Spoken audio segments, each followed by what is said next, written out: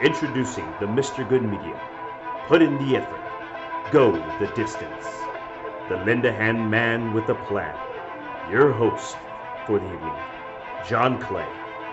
Let us explore the vastness of the internet, looking for information on anything from complex situations to fun facts.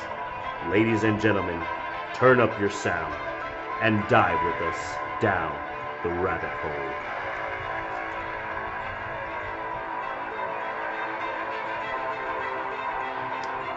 And hello, you have me, John, and my lovely wife, Sabrina. Yeah. Hi. It's Good Friday. We're having a good day. We're just going to explore the internet, see some things, scare the crud out of you, get you thinking about some stuff. And, yeah, let's have fun with it. So, kind of my theme right now is, of course, COVID, doing the quarantining thing. Now, everybody was like, COVID's all dangerous. And I'm like, let's look at this. So we looked at this on quarantining number 2. COVID is not as dangerous as we were expecting it to be for whatever reason. We don't know. I like how you're saying hello, Sabrina. I was testing. Somehow, something happened with our lighting. I don't know what, but it's all good. Sabrina's scratching her eye, clearly. I'm sorry. Bam. Okay. So, one of the things I wanted to talk about, so as we know, COVID came from another species, animal, right? Forget, was it a bird? So we'll look at that real I quick. think it just said an animal. Where did COVID-19 come from? See, I'm going to show y'all something that scares the crap out of me today. And, so, what are its origins? COVID-19, about its origins, let's see. China, yes, in China. Version. What's the problem with the Chinese version? A specific issue that the official origin story doesn't add up in terms of the initial epidemiology of the outbreak. Not least the incident of early cases with no apparent connection to the Wuhan seafood market, where Beijing says the outbreak began. If these people were not infected at the market, or via contacts who were infected at the market, critics ask, how do you explain these cases?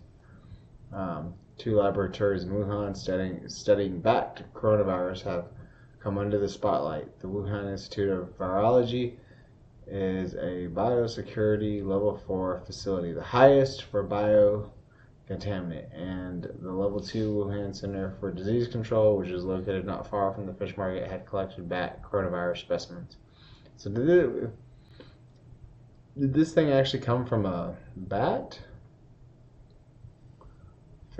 First, and while this is the scientists at WIV were engaged in experiments with bat coronavirus involving so-called gene splicing, and the virus then escaped and infected humans. The second version is that sloppy biosecurity among lab staff and procedures, perhaps the collection or disposal of animal specimens, released a wild virus. So, It all started with a bat. yeah, I'm telling you, they were eating that bat soup.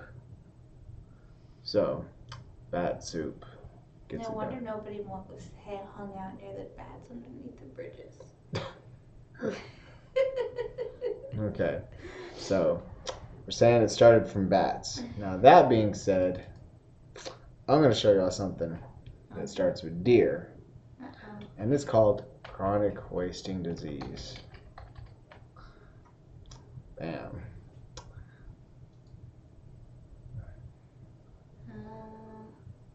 Let's see. So, looking pretty. They're looking so good. Yep.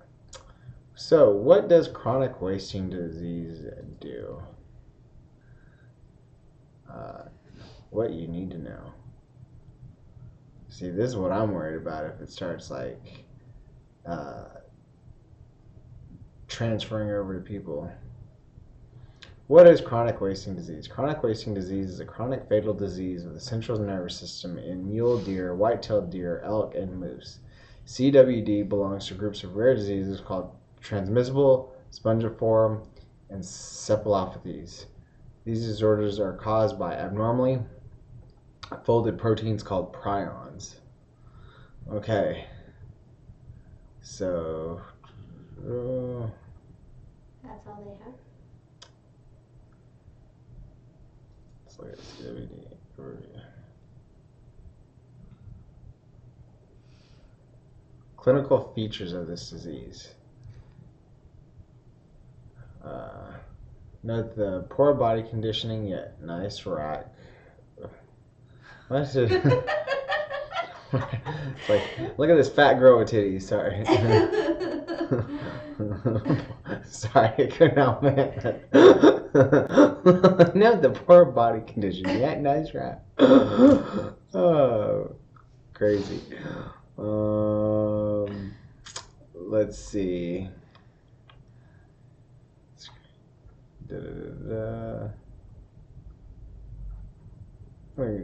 This is way too much for me to look at.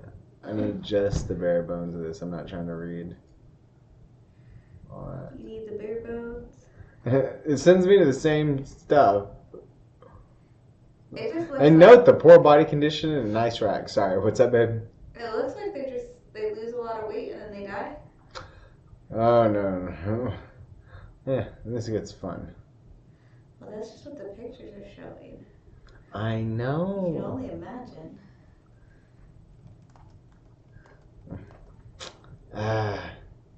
It's giving too much info. Sorry, that sounds bad. Let's see.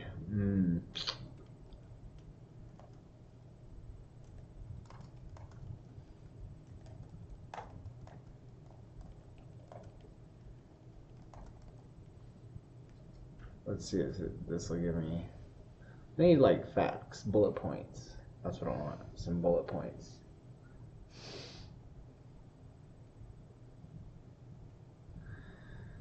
So chronic wasting disease has an extended incubation period averaging 18 to 24 months between infection and the onset of noticeable symptoms. Think about that. Everything you can come into contact with for 18 to 24 months. Yes. During this time frame, animals look and act normal. The most obvious signs of CWD is progressive weight loss. Numerous behavioral changes also have been reported, including decreased social interaction. Also. Dang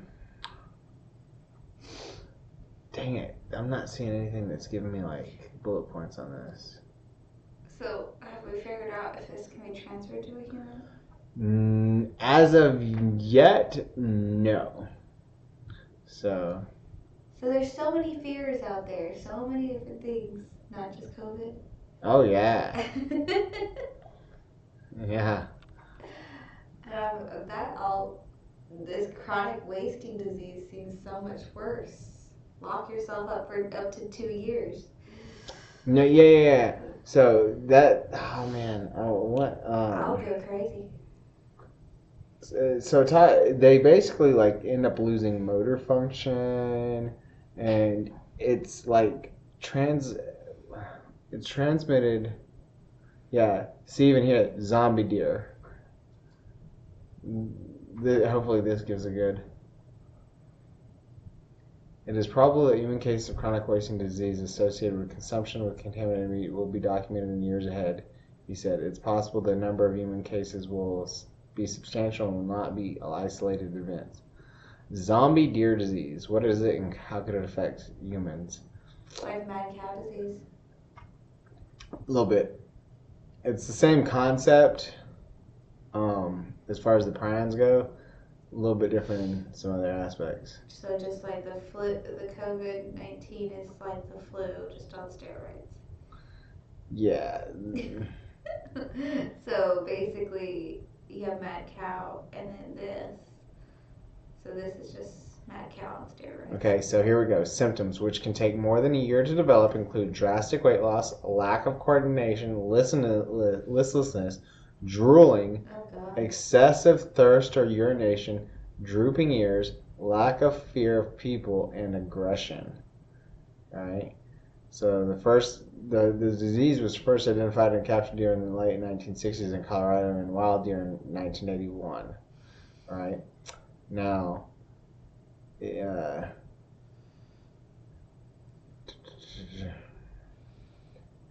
it's one of the things they're requiring that people get testing it. I'm trying to see if it shows you how it spreads. Well, they're saying something about humans getting it through like the meat. Like if it was infected meat. Yeah, but no one's getting it. Like, people are eating the infected meat, but they're not getting it as of yet. It's not transferring over yet. Maybe we can cook it out. Is that the problem? As long as we don't eat the raw meat. I mean, probably. I don't necessarily know. And the thing is are you cooking your meat all the way? You know? Yes. Yes. My wife, ladies and gentlemen, who will never, ever, ever think about eating anything remotely raw.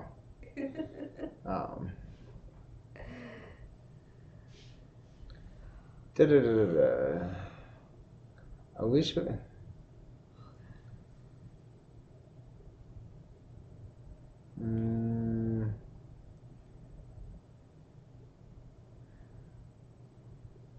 So spreads through. Okay, here in deer, CWD spreads through contaminated bodily fluids, tissue, drinking water, and food. Ew. Yeah. Bodily fluids. Yeah. So they drool. So this disease makes you drool all over the place, and it can spread through the drool. Yeah. Ew. In urine. Yeah. Gross. So Also, if notice. deer pees on you, you better.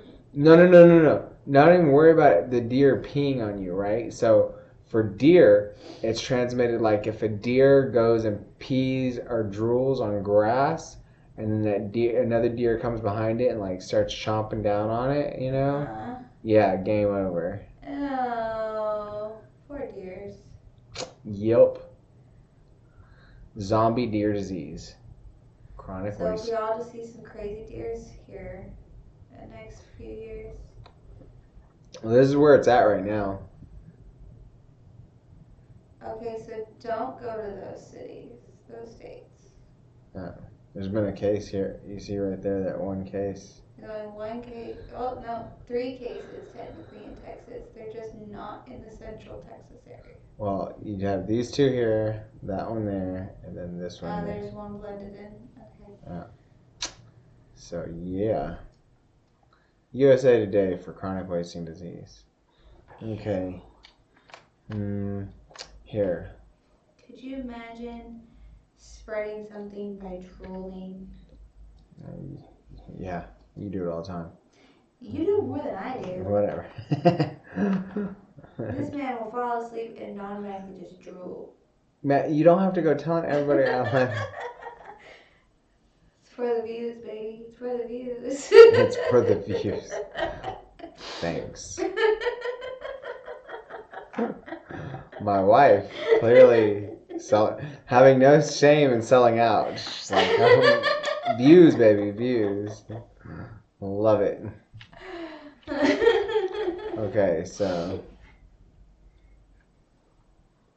let's see. Other scary viruses.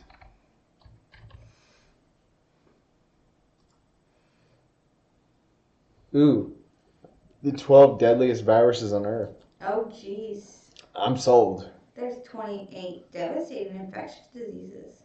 Jesus. The Marburg virus. Ooh, Marburg. Scientists identified the Marburg virus in 1967 when small outbreaks occurred among lab workers in Germany who were exposed to infected monkeys imported from Uganda. Marburg virus is similar to Ebola, that both can cause hemorrhagic fever, meaning the infected people develop high fevers and bleeding throughout the body that can lead to shock, organ failure, and death.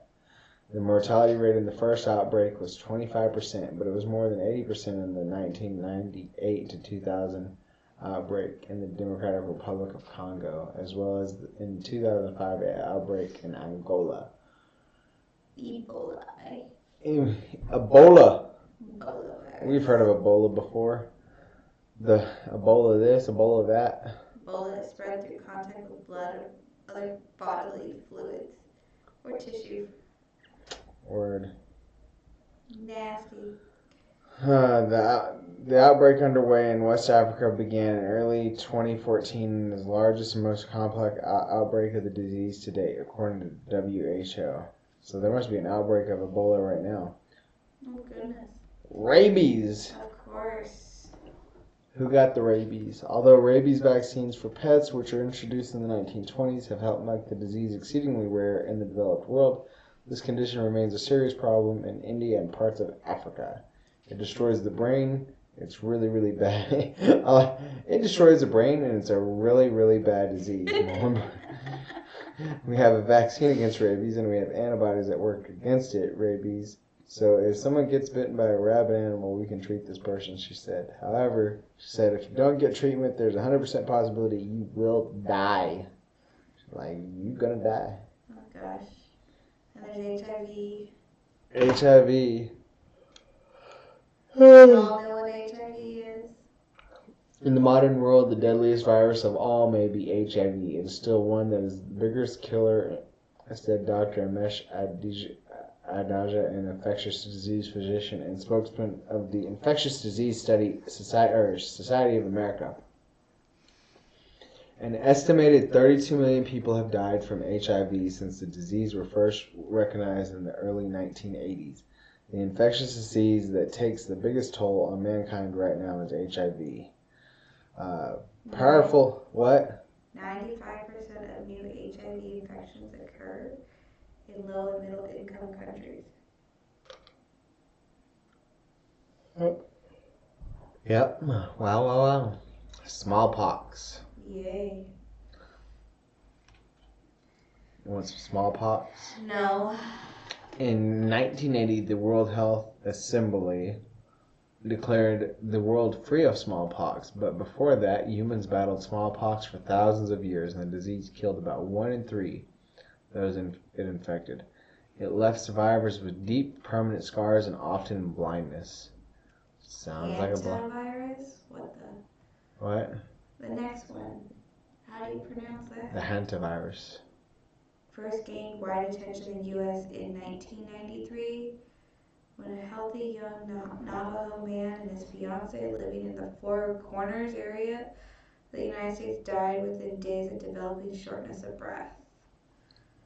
A few months later, health authorities isolated hantavirus from a deer mouse living in the home of one of the infected people. More than 600 people in the U.S. have now contracted HPS, and 36% have died from the disease. Dang. That's crazy. It's only 600 people. Yeah, but it came from a mouse. Yeah. Influenza. A mouse killed 600 people. Yeah, it was probably kung fu fighting. So during the typical flu season, up to 500,000 people worldwide will die from the illness, according to WHO. But occasionally, when a new flu strain emerges, a pandemic results with a faster spread of disease and often higher mortality rate. Wow. 500,000 people die worldwide. I think it is possible that something like the 1918 flu outbreak could occur, again, Malberger said, if a new influenza strain found its way into the human population and could be transmitted easily between humans, cause severe illness, we would have a big problem. Dengue? Dengue. You need some dengue? I got some dengue. Appeared in the 1950s in the Philippines and Thailand, and has since spread throughout the tropical and subtropical regions of the globe. Dengue sickens 50 to 100 million people a year, according to WHO, although the mortality rate for dengue fever is lower than some other viruses at 2.5%. The virus can cause an Ebola-like disease called dengue hemorrhagic fever, and that condition has a mortality rate of 20% if left untreated. Yeah. We really need to think more about dengue. Hey, but they have a vaccine approved in 2019. by the U.S. Food and Drug Administration. For use in children 9 to 16 years old. What about all of us other people? Approved vaccines available for those 9 to 45 years old. But again, recipients must have contracted a confirmed case of dengue in the past. So you have to get it a couple times in order to get the vaccine? I guess. I don't know. That sucks. I like here. There you go, babe. Rock it out. What the heck? Hey, man, that guy is happy to be playing his guitar. He's living his quarantine life to the fullest. Word. The rotavirus. It looks like a little rotary. Okay. 2 vaccines are now available to protect children from the rotavirus, the leading cause of severe diarrheal illness among babies and young children. The virus can spread rapidly throughout what researchers call the fecal-oral route, meaning that small particles of feces end up being consumed. Oh yeah. Although children in the developed world rarely die from rotavirus infection, the disease is a killer in the developing world where rehydration treatments are not widely available. The WHO estimates that worldwide 450,000 children younger than age 5 died from rotavirus infection in 2008, but countries that have introduced the vaccine have reported sharp declines in rotavirus hospitalizations and death.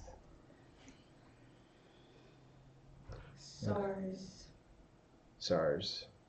Draw the line with the Roundup Sure Shot Wand. Roundup brand. Trusted for over 40 I years. clicked on anything. It probably just was a pop-up video. Sorry. That was loud. SARS-CoV-2, MERS-CoV. Middle Eastern Respiratory Syndrome. These are all news. I'm sure you've heard of SARS and MERS and everything just because. Let's see. Anything new? Nope. No, I don't want to join anything. Okay. Let's go to On This Day, my favorite website ever.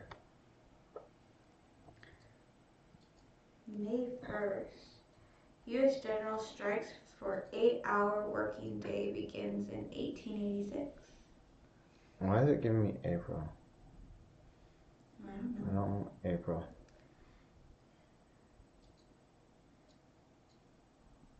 1753, publication of Species Planetarium by Carolus Linnaeus, and the formal start date of a plant taxonomy adopted by the International Code of Botanical Nomenclature. Sorry, my wife is... Hey, I'm trying to do the day in history since you're having technical difficulties. Well, people need to see it. They don't believe me because they know I'm fucking crazy. And that is why this is not... that's just me blowing random facts from my brain. She would do that.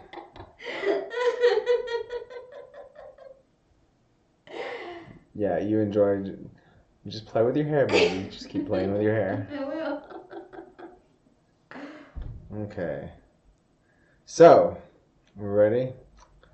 1707, Acts of Union come into force, uniting England and Scotland to form the United Kingdom of Great Britain. And then the publication of Species Planetarium by... C. Huh? That's what I was reading earlier. The formal start date of the plant taxonomy adopted by the National Code of Botanical Nomenclature. Okay? That was crazy. That's nothing new. We don't even know what this is. Like, what is this? I don't know. 1841, first immigrant wagon train leaves Independence, Missouri for California. Okay, cool. Alrighty. 1886. U.S. general strike for 8-hour working days.